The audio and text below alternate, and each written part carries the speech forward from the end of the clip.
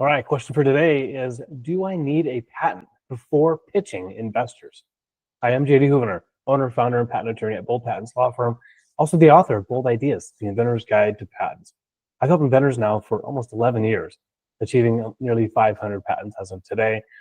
And I've also put together the Bold Inventors Kit just for you in the link below. So that has got the whole book, the whole PDF of the Bold Ideas book, and a couple of great resources for you, catching up to speed with 2025 patent law, the difference between patents, trademarks, and copyright. So click on the link below, get started with your bold invention journey today. This question is really good, a very solid one about, do I need a patent before pitching to investors? And the answer is no, you don't need one, but you probably should. The reason why you don't need one, in the US and in many countries, there is a 1-year grace period when you can publicly disclose or share or even sell your invention, so long as you follow up with a patent application within 1 calendar year.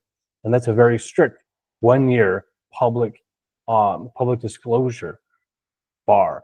And so if you've offered to sell it, or truly disclose your invention to the public in a way that is captured, in other words, recorded and available so that someone in the ordinary field, someone published that could find your published document, that's going to count as a disclosure so that you'll have that 1-year timer starting. So the reason why I say you probably should file a patent before presenting is because you're going to need that protection.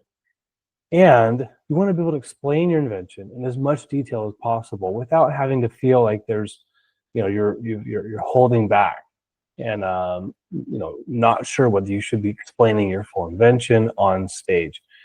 Best approach is to work with a patent attorney, draft an application that's really broad and in a way that you can actually change it later as you begin to make your product or sell it to customers.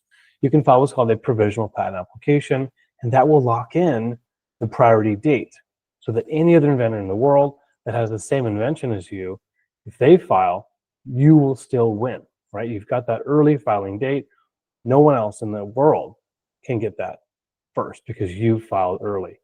So getting that filing date, having it all protected, now you're free to share with the public, investor panels, pitch competitions, trade shows. You can tell the whole world about what you've done in as much detail as you filed the patent application on. So now you're sharing a lot of information, very compelling story, and they will help you put together, hopefully, a business plan around what your product technology is.